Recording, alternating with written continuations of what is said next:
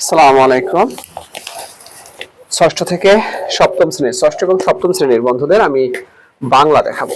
ঠিক আছে, বাংলায় আজকে আমি তোমাদেরকে দেখাবো ভাষার উৎপত্তি। আমাদের প্রথম ক্লাসটা এরকম, ভাষার উৎপত্তি।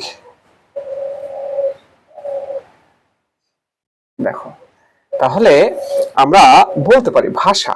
ভাষা তো জানি যে মনের ভাব প্রকাশ করার মাধ্যমকে ভাষা বলা হয়, তাই না? তাহলে আমরা বলতে পারি, দেখো, ভাষার মূল উপাদান, মূল উপাদান,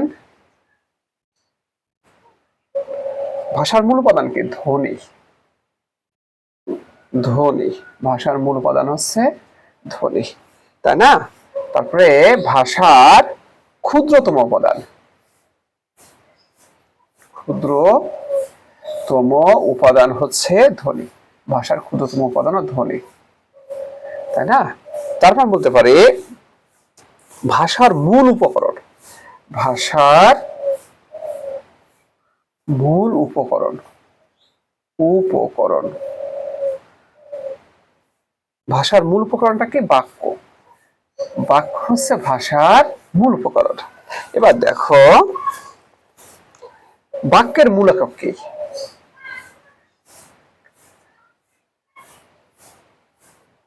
মূল একক হচ্ছে শব্দ। বাক্যের মূল একক কি? শব্দ। এবার দেখো, শব্দের মূল একক, শব্দের মূল একক, শব্দের মূল একক কি? বর্ণ। শব্দের মূল একক হচ্ছে বর্ণ। তো দেখো, বাক্য গঠনের,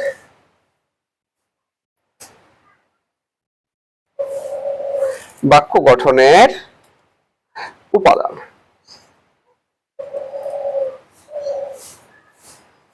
পদ, তাই না? তোমরা জানি বাক্য ব্যবহৃত প্রতিটি শব্দকেই পদ বলা হয়। ঠিক আছে, এখন কারণ পদ দ্বারা কি হয়? বাক্যে গঠিত হয়। তাহলে বাক্য গঠনের উপাদান হলো পদ।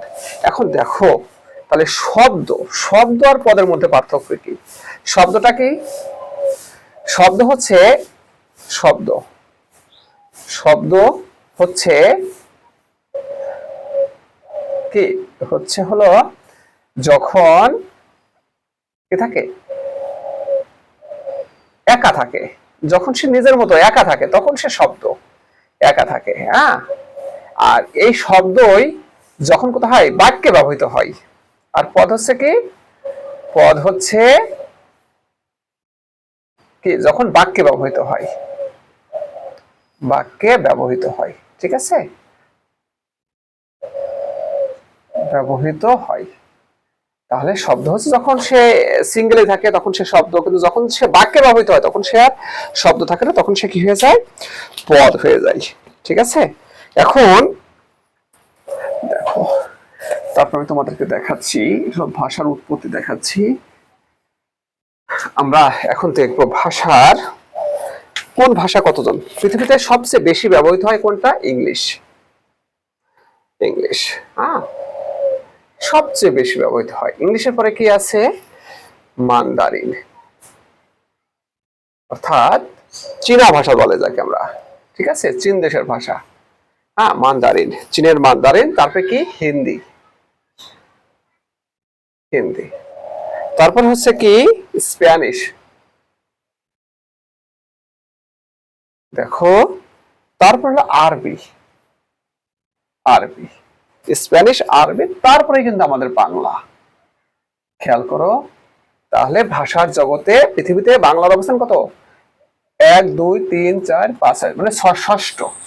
ঠিক আছে, ষষ্ঠ ভাষা পৃথিবীতে ব্যবহারকারী। তাহলে প্রথমে কি? ইংলিশ, মান্দারিন, হিন্দি, স্প্যানিশ, আরবি, বাংলা। ওকে, এবার দেখো, তোমার বাংলা ভাষা কোথা থেকে এসেছে? হ্যাঁ, বাংলা ভাষা এসেছে কোথা থেকে এসেছে? ইন্দো ইউরোপীয়, ইন্দো ইউরোপীয়, ইন্দো ইউরোপীয় ভাষা থেকে। তাহলে বাংলা কোথা থেকে এসেছে? ইন্দো ইউরোপীয় ভাষা থেকে এসেছে, তাই না? তারপরে এখন দেখো বাংলা ভাষার প্রাচীন নিদর্শন, বাংলা ভাষার প্রাচীন নিদর্শন, নিদর্শন প্রাচীন প্রাচীন নিদর্শন। তাহলে প্রাচীন নিদর্শনের নাম কি? চর্যাপদ। চর্যাপদ, বাংলা ভাষার প্রাচীন নিদর্শন হচ্ছে চর্যাপদ, তাই না? তাহলে দেখো তোমার, তাহলে বাংলা ভাষার বর্ণ কয়টি? বাংলা ভাষার বর্ণ, বর্ণ হচ্ছে 50টি। এভাবে 11 যোগ 39টি, তার মানে স্বরবর্ণ 11টি, ব্যঞ্জন বর্ণ 39টি। ঠিক আছে, ঠিক আছে। তারপর আমরা দেখব তোমার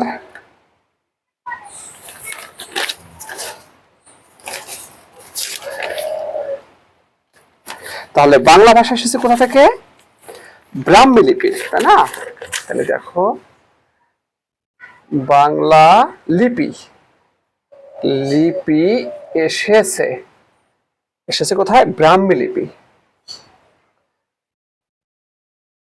ব্রাহ্মী লিপির, লিপির কুটির লিপির বিবর্তিত রূপ। আচ্ছা, ব্রাহ্মী লিপি থেকে, ব্রাহ্মী লিপি থেকে।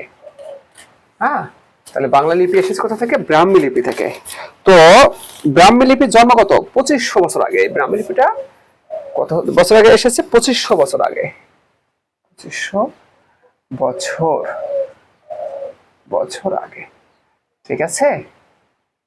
তাহলে ফ্রেন্ডস, আমরা কি শিখলাম? বাংলা ভাষার উৎপত্তি। তো সবাইকে অসংখ্য ধন্যবাদ।